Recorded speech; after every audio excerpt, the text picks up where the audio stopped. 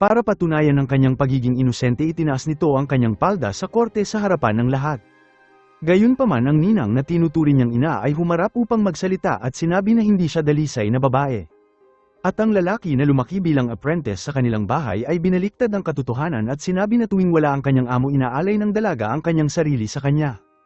Ang dalawang testigo na ito ay itinulak si Marie sa labis na galit, ngunit nang lumitaw ang ikatlo na saksi, ang kanyang buong katawan ay nanginig sa galit at nais niya itong patayin. Ang lalaki na ito ay ang kumuha ng kanyang pagkadalisay isang araw lamang ang makalipas at ang sanhi ng trahedya na ito ay kailangan balikan sa kasunduang kasal na isinigawa ng kanyang ama. Si Marie ay isa talagang anak ng mayaman na mangangalakal at namumuhay ng marangya at maginhawa mula pa pagkabata. Gayunpaman, upang mapabilang sa mga hanay ng mga maharlika, palihim na inayos ng kanyang ama ang kasal kay Von at ipinangako ang kanyang anak sa anak ng lalaki.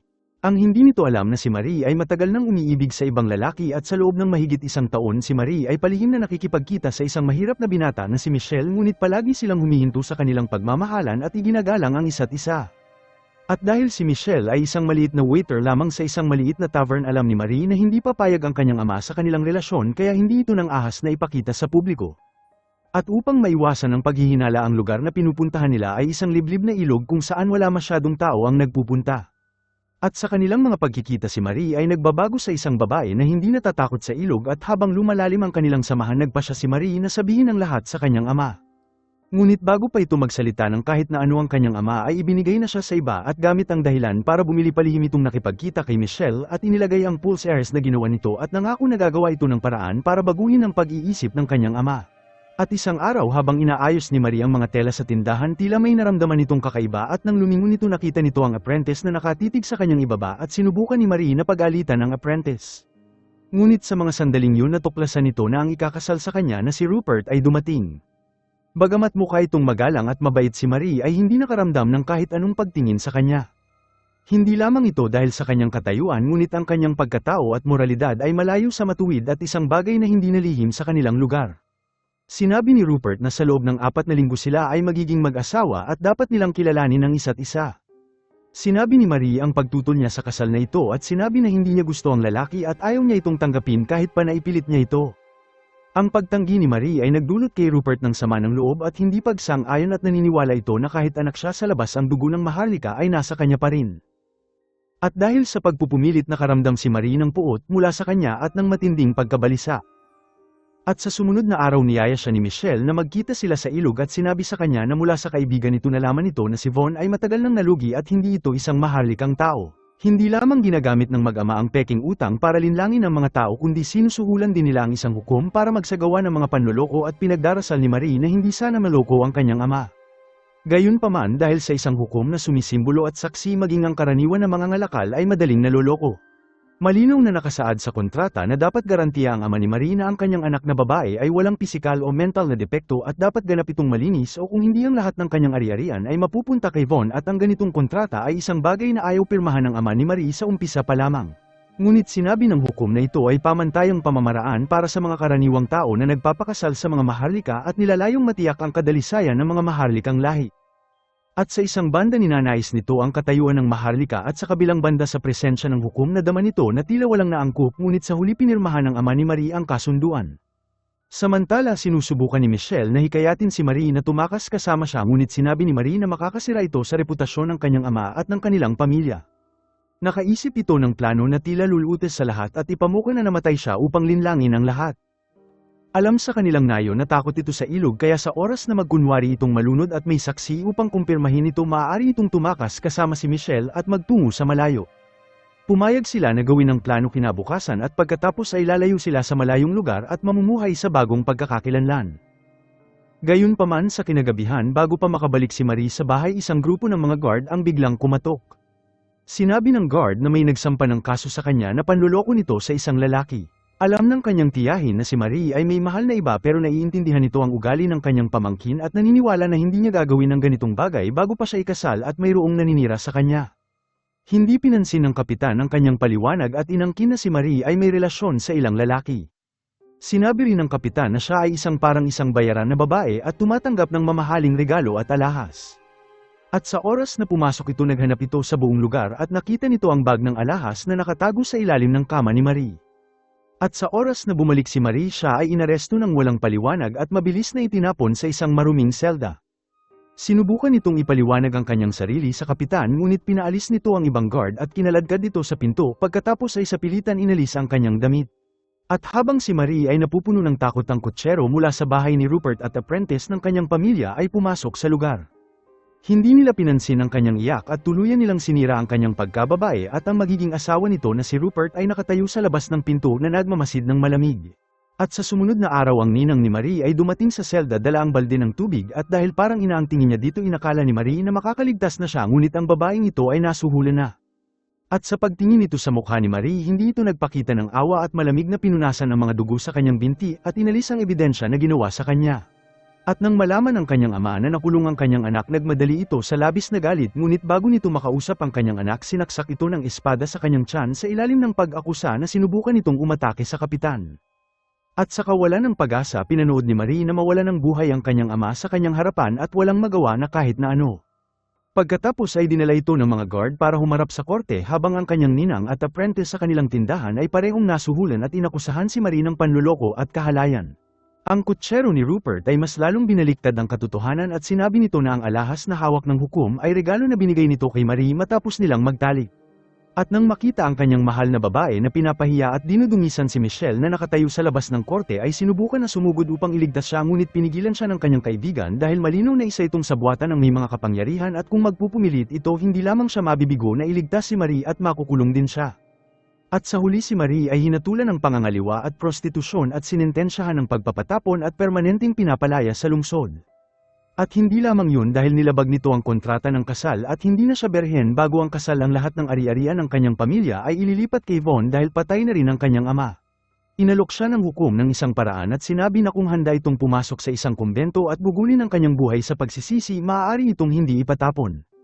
Gayunpaman, itinuwid ni Marie ang kanyang likuran at matatag na sinabing hindi siya nagkasala at hindi kailanman sasuko sa kanilang kagustuhan, at ang lugar na ito na nagdulot sa kanya ng labis na sakit at kahihiyan ay babalikan nito balang araw.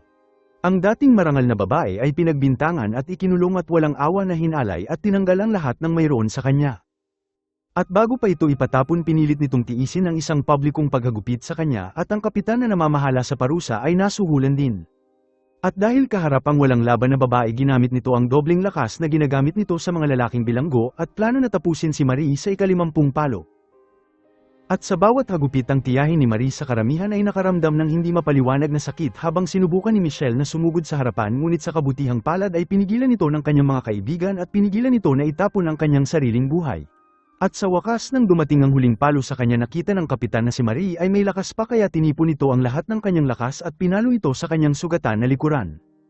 At matapos na umalis ang kapitan, ng kaibigan na guard ni Michelle ay nagmadali at tinanggal ang tali sa halos walang buhay na si Marie. Inutusan nito na dalhin ito palabas ng lungsod, ngunit nang dumaan sila sa isang ilog, nagmakaawa si Marie sa kanya na ibaba siya. Inakala ng kaibigan na nais nitong linisin ang kanyang katawan, kaya magalang ito tumalikod at hindi tumingin sa kanya. Ngunit sa loob ng 2 minuto, biglang nawala si Marie sa ibabaw ng tubig ng walang bakas. At nang malaman ni Michelle na tinangay ito ng agos, tumanggi itong maniwala dahil si Marie ay marunong talagang lumangoy. Nagmadali ito sa ilog kung saan sila dating nagkikita at sumisigaw na labis na pagdadalamhati, ngunit sa huli hindi nito nagawang maibalik o makita ang kanyang minamahal. At hindi nagtagal, ang balita sa pagkamatay ni Marie ay nakarating kay Rupert, at ang lalaking sumira sa kanyang buhay ay nag-aalala na baka bumalik ito para gumanti. Ngunit ngayon ay hindi na ito nag-aalala, at ang hindi nito naisip na pagkatapos ng 50 palo sa kanya at nabasa ang kanyang mga sugat sa ilog, si Marie ay kumapit pa rin sa kanyang huling hininga. At sa matibay na hangarin para mabuhay, lumangoy ito sa kabilang pampang at kinaladkad ang kanyang katawan hanggang sa marating nito ang isang gilid ng kalsada. At sa kabutihang palad, isang karaban ang dumaan, at ang isa sa mga babae na tutol sa mga kanyang kasama ay nagpumilit na buhatin ng halos wala ng buhay na si Marie sa kanilang kariton. At sa gabi, ang karaban ay nagpahinga, at dahil sa pagpupumilit ng babae, si Marie ay nakatanggap ng pag-aalaga. At pagkatapos ang malay ni Marie ay muling bumalik, ngunit sa oras na magising ito, ang masasakit na alaala ay bumalik sa kanyang isipan na parang isang matinding alon, at ang tanging bagay na bumubuhay sa kanya ay ang pagnanais nito na makapaghiganti at kasama nito ang grupo ng halos 3 linggo. At sa mga oras na ito, ang kanyang sugat sa likuran ay ganap ng gumaling, at nalaman din ito na ang babae na nagpumilit iligtas siya ay si Madeline. At matapos na tulungan siyang maglinis ng katawan, binigyan siya ni Madeline ng ilang malinis na damit at doon lamang napagtanto ni Marie na ang mga damit ay may mga tali ng dilaw na laso at napagtanto na siya ay iniligtas ng grupo ng mga prostitute. Hindi nakaramdam ng hiya si Marie ngunit ibinalik pa rin ito ang damit kay Madeline at sinabi na hindi siya pupunta sa ganitong landas. Gayunpaman malamig na tumugon si Madeline na maaari itong magpatuloy suot ang damit ng bilanggo ngunit hindi rin ito magtatagal bago pa mapansin ng iba. Alam ni Marie na sa oras matuklasan ni Rupert na siya ay buhay pa malamang ay magpapadala ito ng tao para hanapin siya. At matapos na mag-isip ng ilang sandali sinuot nito ang damit na may dilaw na laso at hindi ito maaaring mamuhay sa lugar ng libre magpakailanman at dahil wala itong ibang paraan para mabuhay wala din itong pagpipilian kundi tanggapin ang sitwasyon niya. Hinayaan nito ang mga lalaki na tumingin ng hindi maganda sa kanya at tiniis ang mga pagduwal na umaapaw sa kanyang lalamunan. At sa ilalim ng pangalan na Ana sumali si Marie sa grupo na ito upang mabuhay sa pagbebenta ng kanilang mga katawan. At dahil hindi nila kayang bumili ng mamahaling kabayo umaasa lamang sila sa 2 kambing at sarili nilang katawan para dalhin ang kariton at naglalakbay mula sa isang bayan patungo sa isa pa at labis ang pagod nila para lamang kumita ng maliit. At sa kanilang oras na magkakasama na lamang din ni Marie na si Madeline ay sumali sa grupong ito dahil gusto niya. At ilang taon nang nakalipas ang kanyang tunay na magulang ay ibinente siya sa isang bugaw kapalit ng isang sako ng harina. At matapos na pagsamantalahan siya pinilit nitong makaalis at kumita ng pera upang maiwasan na kontrolin ng sinuman. Bagamat siya ay kinamumuhian ngayon bilang isang prostitute malayo na siya sa dati kung saan malaya ang kanyang puso. At matapos ng 3 gabi at mahabang paglalakbay nakarating sila sa bagong lungsod at ibig sabihin nito na magsisimula na si Marie sa kakaibang uri ng pamumuhay. At sa palengke na natili itong malapit kay Madeline at ang kanyang buong katawan ay napupuno ng tensyon at labis na pagkabalisa. Bumulong si Madeline sa kanya na kailangan itong magsalita o kung hindi ay hindi siya mapapansin ng mga lalaki. At nang makita na siya ay nakatayo pa rin sa lugar itinulak siya ni Madeline sa isang batang sundalo at sa loob ng isang tent ginawa ni Marie ang hakbang na yun at inisip nito na ang lalaki ay si Michelle na labis nitong mahal. At sa mga sandaling ito hindi nito inakala na ang taong iniisip niyang hindi na niya makikita ay muling lumitaw sa kanyang harapan. Samantala si Michelle ay tumanggi na maniwala na si Marie ay nalunod at nagtungo ito sa ilog araw-araw upang hanapin siya. At isang araw nakita nito ang isang tao na lumulutang sa tubig at natuklasan na isa itong batang lalaki na nahulog sa kabayo na nag-iisang anak na lalaki ng konde. At upang makabayad kay Michelle sa pagligtas nito sa kanyang anak gumawa ang konde ng eksepsyon at pinahintulutan siya na sumali sa kanyang bagong tatag na unit bilang mataas na ranggo ng sundalo na naglilingkod sa mga maharlika. At isang araw isang bagong sali na sundalo ang tuwang-tuwa na nagyabang kay Michelle na isa na itong tunay na lalaki at sinabi na ang babaeng prostitute ay isang kahanga-hanga at elegante at ganap na kakaiba sa lahat at dapat nitong hanapin si Ana kung may pagkakataon siya at ang lalaking ito ay nagkataon na unang kliyente ni Marie. Ngunit dahil sa kanyang alias hindi nito nakuha ang atensyon ni Michelle dahil sa kanyang puso at isipan si Marie lamang ang iniisip nito. At sa kaparehong oras matapos na makita ang peklat sa katawan ni Madeline nakaramdam ng takot si Marie at nagtanong kung ano ang dapat niyang gawin kung sasaktan siya ng kliyente. Huminga ng malalim si Madeline at ibinigay sa kanya ang isang patalim at tinanong ang pinakadalubhasang babae sa grupo nila na turuan siya kung paano ito gamitin.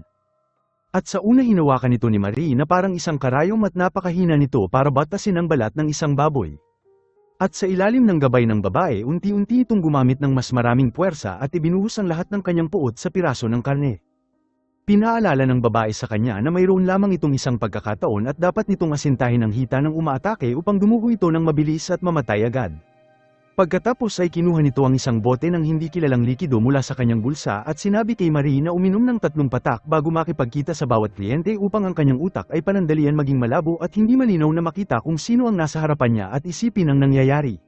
At matapos na itabi ang likido na natiling gising si Marie at gumawa ng espesyal na damit para sa kanyang sarili para makaakit ng mas maraming kliyente at kumita ng maraming pera. At isang araw ang grupo ay dumating sa isa pang maliit na nayon at gaya ng inaasahan bago pa ito magsalita mabilis nakaakit si Marie gamit ang damit at palihim itong naglagay ng 3 patak sa kanyang baso ngunit bago niya ito inumin inalis ito ng lalaki at mabilis siyang idiniin sa kariton at tinakpan nito ang kanyang bibig upang pigilan ito sa paghiyaw. Ang eksena na ito ay nagbalik sa kanyang masakit na alaala na pinagdaanan nito. At sa mga sandaling ito kinagat ni Marie ang kanyang kamay at nagawang makawala. Galit na sinubukan ng lalaki na ilabas ang sama ng loob nito sa kanya ngunit sa kabutihang palad dumating si Madeline at inalok na siya na lang ang papalit at tumahimik ang sitwasyon. Ngunit sa mga oras na iyon nawala ng interes ang lalaki at umalis ng may labis na galit ng hindi nagbabayad. Gayunpaman ang kinagalit na Marie ay hindi ang pananakit ni Marie sa kliyente kundi ang bote ng likido sa lamesa na nagamit na. Alam ni Marie na tunay siyang iniisip nito kaya palihim nitong tinapon ng likido at piniling harapin ang bawat sandali ng pagdurusa ng may malinaw na kaisipan. At isang araw ang karaban ay dumating sa isa pang lungsod at nang makita ang isang pamilyar na tela sa palengke pakiramdam ni Marie na parang isang buhay ang lumipas sa kanya. At ngayon sa mata ng lahat siya lamang ay isang prostitute at walang makakaisip na minsan siyang anak ng isang negosyante ng tela. At sa mga sandaling yun narinig nito ang isang babaeng malapit sa kanya na nakikipagtawaran sa isang nagtitinda ng tela. At nang makita ang dilaw na laso sa kanyang braso alam ni Marie na pareho sila ng hanap buhay ngunit ang kanyang pananamit ay parang isang maharlika na ginang. At dahil sa malawak nitong karanasan sa mga tela mabilis napansin ni Marie na ang nagtitinda ay nandaraya sa kanya at humakbang sa tamang oras upang pigilan ito at pinigilan ang babae na malinlang. At dahil nagpasalamat sa kanyang tulong inilibre siya ng babae ng isang masagana na pagkain at sinagot ang mga tanong niya. Sinabi nito na hindi siya prostitute ngunit isang kasama lamang o isang mang-iibig. May mga ilang taong nagbebenta ng kanilang ari-arian para lamang makasama siya kahit isang gabi lang ngunit hindi lamang yun ang pinaka-nakakahanga na bahagi dahil kung ang isa ay sapat na pambihira maaari pa siyang makilala ng hari. Ang mga salita ng babae ay mabilis nagpagising sa nawawalang Marie at napagtanto nito na kung nais niya maghiganti kailangan nitong umakyat ng mataas at humanap ng mas malalakas na tao at suporta. Biglang napansin ng mga babae na isa ring grupo ng mga prostitute ang nagtipon sa isang opisyal ng militar at sa itsura ng tent malinaw na ito ay pansamantalang kampo ng isang konde. At habang dumaan ito sa karamihan narinig ni Marie na sinabi ng opisyal na ang mga prosti na ito ay marurumi at hindi karapat-dapat pumasok sa isang marangal na korte at doon lamang naunawaan ni Marie ang sitwasyon. At lumalabas na ang asawa ng konde na buntis ay personal na pumipili ng makakasama para sa kanyang asawa upang mapanatili ang pagmamahal nito para maiwasan ang pagkahumaling o pagkagusto nito sa iba at nagpasya ito na pumili ng prostitute. At matapos na marinig ito maraming kababaihan ang nagmadali na sumubok at malinaw din na ayaw palagpasin ni Marie ang pagkakataon na ito dahil kapag napalapit ito sa konde ay makakatulong ito sa kanyang paghihiganti. Pinunasan nito ang alikabok sa kanyang mukha at lumingon kay Madeleine at sinabi na kailangan niya ito subukan at nagpapasalamat ito sa pagligtas ni Madeleine sa kanyang buhay ngunit ang pagpapatuloy kasama sila ay hindi niya makakamit ang kanyang tunay na layunin. Lumapit si Marie sa opisyal na nakataas ang kanyang ulo at kumpiyansang sinabi na siya ang hinahanap nila. Ang kanyang itsura at pag-uugali ay naiiba sa ibang babae sa labas at siya ay nabigyan ng pagkakataon na pumasok sa loob ng tent. At sa oras na pumasok inutusan siya ng opisyal na alisin ang kanyang damit upang suriin ang anumang depekto at sa oras na ito isang kamay mula sa likuran ng kurtina ang sumenya sa guard na umatras. At habang naghuhubad pinakilala ni Marie ang kanyang sarili bilang Hana sa taong nasa likod ng kurtina. Sinabi nito na taglay niya ang ninanais ng mga kalalakihan at personalidad na gusto nila. Ang kondesa sa likod ng kurtina ay labis na humanga sa kanyang kumpiyansa habang marahan nitong lumapit kay Marie at hinawakan ang hibla ng kanyang buhok. At hindi inaasahan sa halip na may hindi ka nais-nais na amoy mayroong mahina at banayad na halimuyak. At mula sa kanyang makintab na buhok malinaw na siya ay isang dalisay at malusog na babae. At sa oras na aalis si Marie sa tent hindi nito inaasahan makita si Madeleine na nakatayo sa labas at matapos na pag-isipan nagpa siya si Madeleine na sumugal at naniniwala na kapag sumama ito kay Marie maaaring magbago din ang ganap ang kanyang buhay. Dinala siya ni Marie sa harap ng kondesa at sinabing sasama lamang ito kung tatanggapin nila si Madeleine. Bagamat ang kahilingan na ito ay medyo matapang biglang tumawa ang kondesa kung saan pumayag ito at sumakay sila sa karwahe ng kondesa at nakakakita ng pag-asa para sa kanyang paghihiganti. At habang pabalik sa lungsod binalaan ng kondesa si Marie na huwag nitong subukan na hikayatin ang kanyang asawa na magkaroon ng pagmamahal at huwag masyadong makipag-usap sa kanya at pinaalala na ang kanyang tungkulin ay isang kasama lamang. At sa mga sandaling yun ng karwahe ay biglang nakasalubong ang grupo ng sundalo na nagsasagawa ng isang checkpoint at ang opisyal na namumuno sa kanila ay si Michelle. At mula nang iligtas nito ang anak ng konde ang karera ni Michelle ay nagpatuloy na umangat at ngayon siya ay isa ng kapitan na namamahala sa mga kalsada pabalik sa lungsod ng Constance. At dahil ang daan ay hindi napapatrolya at palubog na ang araw inimungkahi nito na magkampo ang kondesa at nangako na sasamahan ng convoy papasok sa lungsod pagsapit ng umaga. Ang pamilyar na boses ay saglit na nagpatigil kay Marie sa loob ng karwahe habang lumabas ito upang tignan kung imahinasyon niya lamang ito. At sa kanyang gulat nakita nito si Michelle na siyang lalaking pinakamamahal niya. Hindi ito naglakas ng loob na ibunyag ang kanyang sarili ngunit sa halip ay mabilis na bumalik sa karwahe gayunpaman nang sumapit ang gabi tinipon nito ang lakas ng kanyang loob upang lumapit kay Michelle. Sinabi nito na patay na si Marie at pinigilan siya at sinabi na hindi na siya ang Marie na kilala niya at umaasang hindi nito ibunyag na siya ay buhay pa. Napatingin si Michelle sa kanyang dilaw na laso at labis ang gulat at hindi makapaniwala na siya ay naging isang prostitute.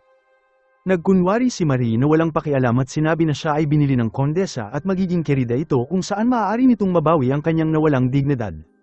At sa mga sandaling yun ang ibang sundalo ay lumapit at ginamit ni Marie ang pagkakataon na mabilis umalis ngunit ang mga luha sa kanyang mata ay nagpapakita ng labis na sakit at hinagpis sa kanyang puso.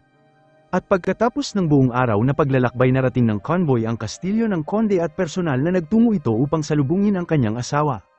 Gayunpaman nang makita nito si Marie sa karwahe ang kanyang mata ay biglang lumiwanag at nagtanong ang kondesa sa kanya kung gusto ba niya ito. Bagamat hindi tumugon ng konde ang ngiti sa sulok ng kanyang bibig ay nagdulot ng matinding sakit sa puso ng kanyang asawa. At nang makita ni Marie at Madeleine ang marangyang silid na ramdaman ni Madeleine na para siyang nananaginip. Gayunpaman ang silid ay hindi niya pag-aari kung saan para kay Marie lamang at ang kanyang gawain ay magtrabaho sa bahay. At matapos na umalis ang lahat kumuha ang kondesa ng isang bote ng pabango ng rosas at sinabi kay Marie na maglagay noon pagkatapos maligo dahil gustong-gusto ng asawa niya ang amoy nito.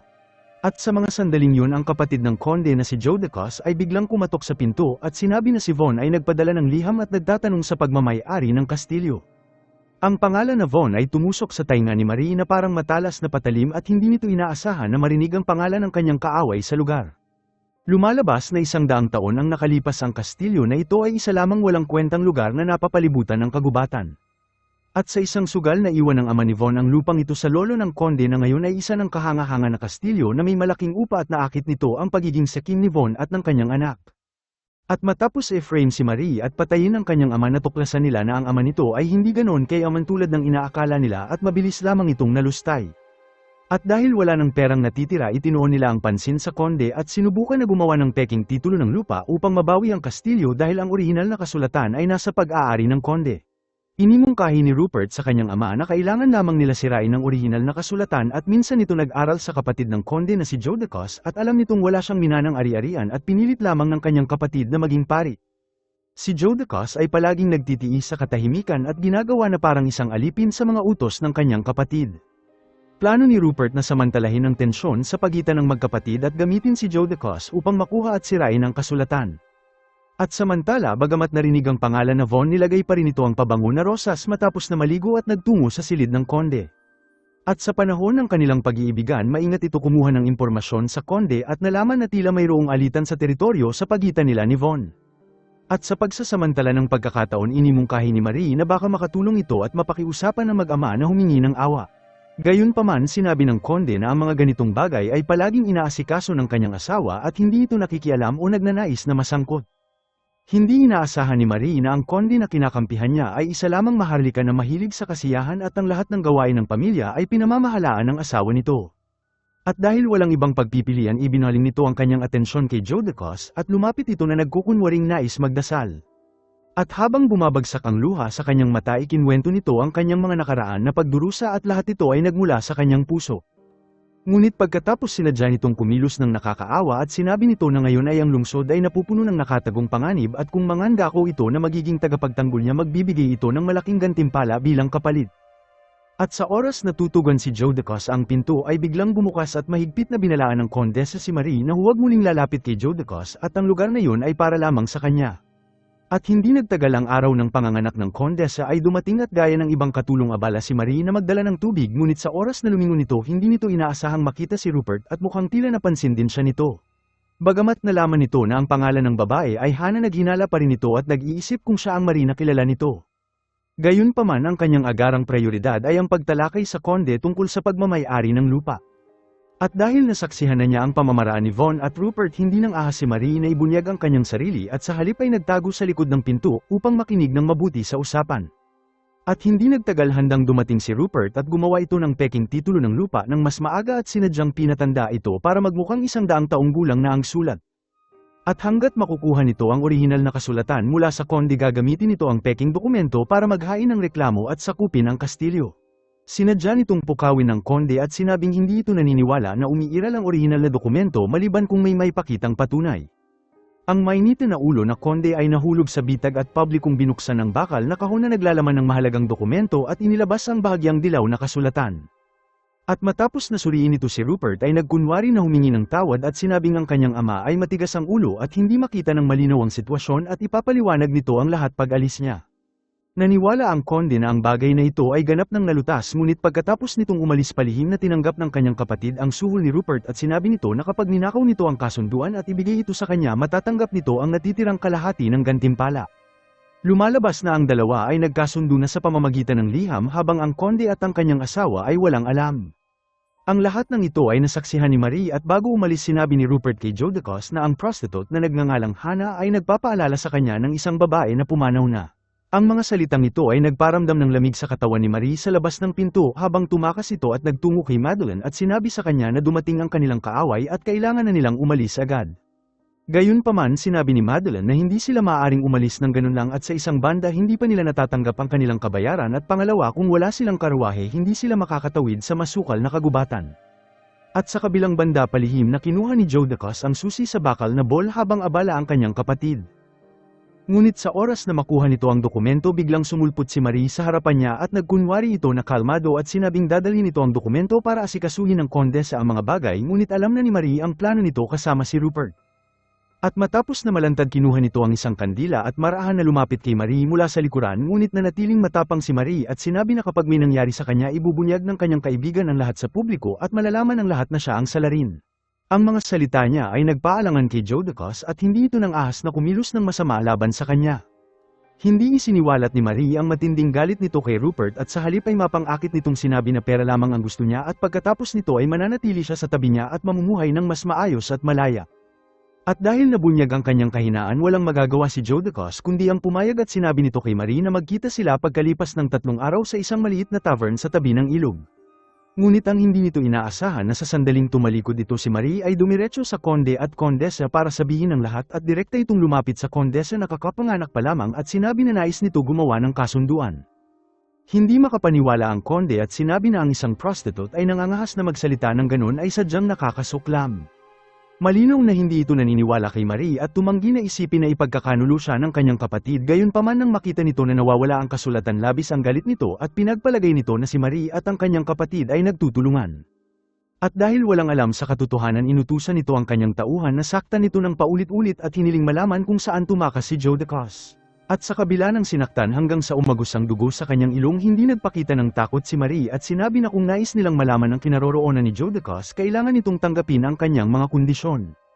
Ngunit sa oras na magpapatuloy ang mga lalaki nasaktan siya biglang lumitaw ang kondesa at kinaladkad ang kanyang mahinang katawan at pinakalma ang kanyang asawa at sinabi na ang patay na tao ay wala ng silbi. At nang silang dalawa na lamang nagtanong ito kay Marie kung anong klaseng kasunduan ang gusto niya at sinabi ni Marie na tutulungan sila nitong mabawi ang dokumento ng lupa ngunit sa kondisyon na magpapadala sila ng tao na samahan siya pabalik ng Constance at ipakilala ito sa hari.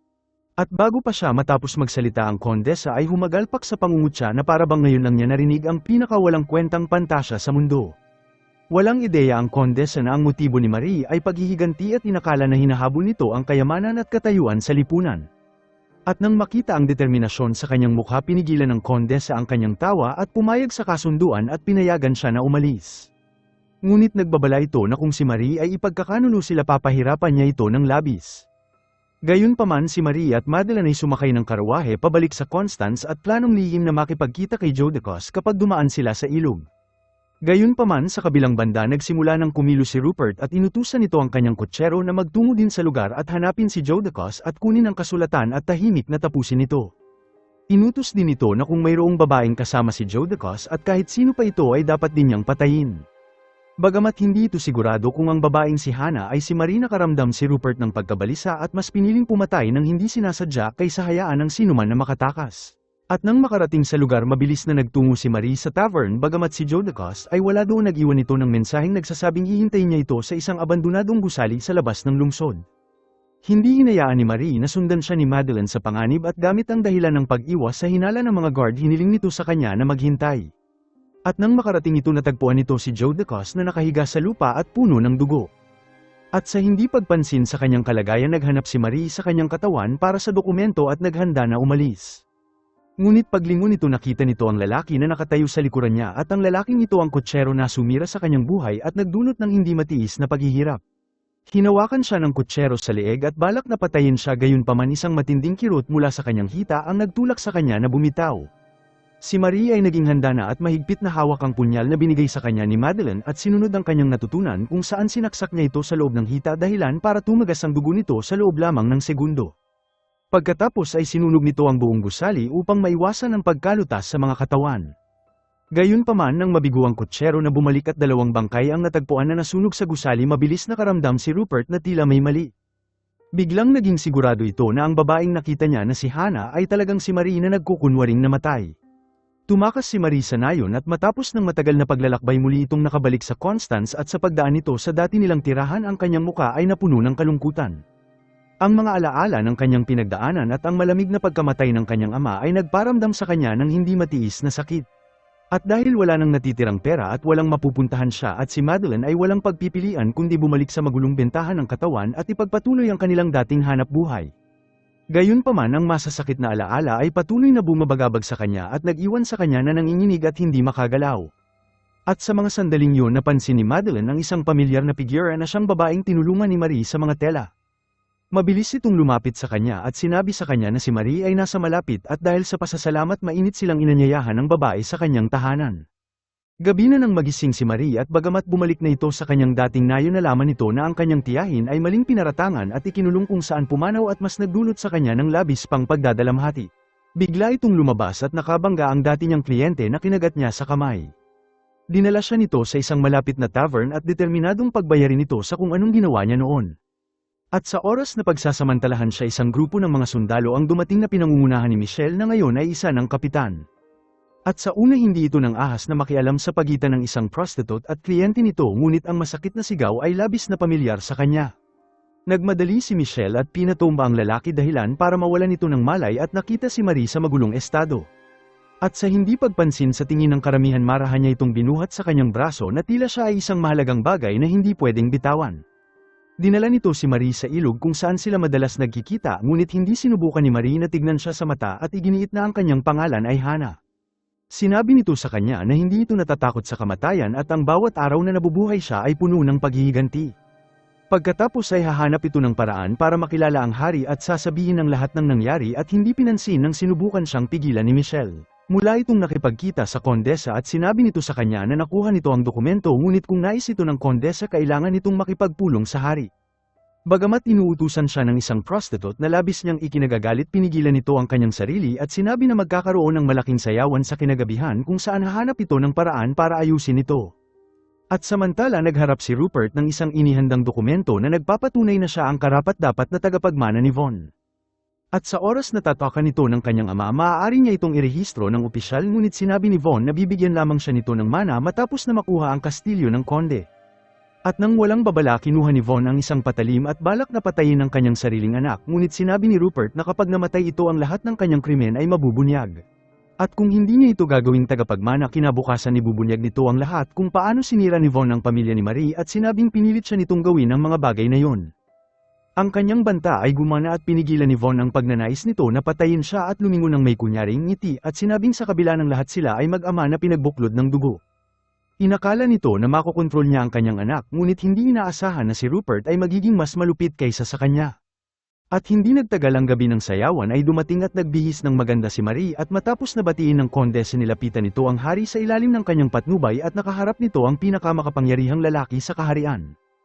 Gayunpaman nang makita ito nakaramdam si Michelle ng hindi mapigilan na sakit at hindi nito matiis na manatili sa lugar. At sa oras na magtatapos ang sayawan nakuha ni Marie ang pagkakataon na magsilbi sa hari at bago ito ipadala binigay nito ang kasunduan sa nagpadaos ng sayawan at hiniling na ibigay ito sa kondesa bilang pagtupad sa kanyang pangako.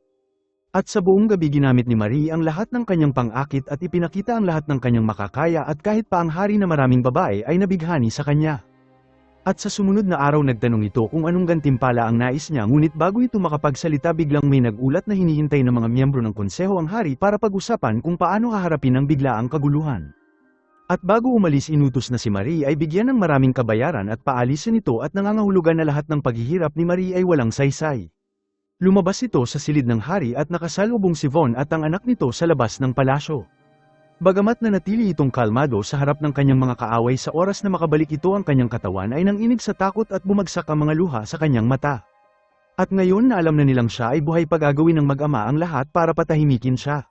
Inakala nito na hindi na niya kailangan ng hari bilang kakampi, ngunit sa mga sandaling yun sinabi sa kanya na ang lahat ng prostitute sa lungsod ay nagtungo sa lansangan at humihiling ng hustisya sa hari. At hindi nagtagal nagprotesta sila sa labas ng konseho dahil sa inalisan ng kabuhayan ng mga ordinaryong kababaihan. At nang hindi sila pansinin ng konseho ang sitwasyon ay mas lumala na humantong sa kanila na direktang harapin ang hari. Sumali si Marie sa karamihan at biglang napansin na ang sundalong humaharang ay ang kaparehong kapitan na bumugbog sa kanya habang sinadya nitong yumuko at sumulong kasama ang karamihan. At sa kaparehong oras upang pigilan ang kaguluhan lumitaw ang hari at matapos na marinig ang sigaw ng mga prostitute inutos nito sa hukom na gumawa ng patas na desisyon at tiyakin na mananatiling protektado ang kanilang karapatan. Nagsalita si Marie at nagtanong kung ano ang mangyayari sa babae na maling inakusahan at pinagmalupitan. At ang kapitan na natatakot malantad ay nagmadali upang pigilan si Marie, ngunit sumenyas ang hari na hayaan itong magsalita. Itinuwid ni Marie ang kanyang likod at pinagmalaki na ang kanyang tunay na pangalan ay Marie na isang ordinaryong mamamayan ng Constance. Sinabi nito na siya ay maling inakusahan ni Von at ng anak nito na nanuhol sa mga hukom at guard at sinira ang kanyang buhay pati na ang kanyang pamilya. At bago pa ito matapos magsalita, mabilis na pinagtanggol ni Von ang kanyang sarili at sinabi nito na ang kanyang anak ay dapat nakatakdang ikasal kay Marie, ngunit nagloko ito bago pa sila ikasal. Sinabi rin nito na ang tunay na Marie ay patay na at ang babaeng nasa harapan nila ay isang impostor. Sumenyas ito sa kapitan na ilayo si Marie at sa mga sandaling yun biglang lumitaw si Michelle at dala ang isang mahalagang saksi. Inamin ng apprentice ang lahat ng may labis na kahihiyan na si Marie ay isang inosente at siya ay sinuhulan ni Von at hinalay si Marie at inakusahan ito na isang maruming babae.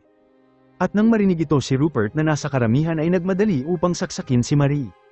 At sa kritikal na sandali humakbang si Madeleine nang hindi nag-aalinlangan at sinalo ang pag-atake sa kanya. At pagkatapos ng pag-atake sinbukan ni Rupert na tumakas sa gitna ng kaguluhan, ngunit inayos na ni Michelle ang mga sundalo upang palibutan ang lugar at dinumog ng mga babae si Rupert. Bagamat nagkunwari si Von na wala siyang alam sa lahat, gumawa ang hari ng isang hatol at ang lahat ng pangalan na sangkot ay inaresto upang maghintay sa kanilang paglilitis. Nabawi ni Marie ang walang katarungan na ginawa sa kanya at ang kanyang paghihiganti ay nakumpleto na kung saan isang tunay na ngiti ang lumitaw sa mga mukha ni Marie. Sa loob ng ngiti na yun ay isang pasasalamat at isang kasiyahan mula sa paghihiganti at isang pakiramdam ng ginhawa na hindi niya lubos maintindihan. At sa kabutihang palad si Madeleine ay nagtamo lamang ng maliit na pinsala sa balikat at malayo sa panganib. Ang maingat na plano na ito ng paghihiganti ay sa wakas nagtapos at sa kinabukasan muling tumayo si Marie sa korte na dating idineklara siya bilang nagkasala. At sa likod ng kurtina na hawak ng mga madre nagpalit ito sa damit na ginawa niya mismo at lumabas suot ito. Ang mabigat na dinadala nito sa kanyang puso ng matagal ay sa wakas na bawasan sa mga sandaling yun, ngunit siya lamang ang nakakaalam kung gaano kahirap ang paglalakbay na yun. At pagkalipas ng ilang araw ang mga nanlabag kay Marie ay ipinarada sa lansangan at sa huli sila ay pinadala sa Toulouse upang pagbayaran ang kanilang krimen.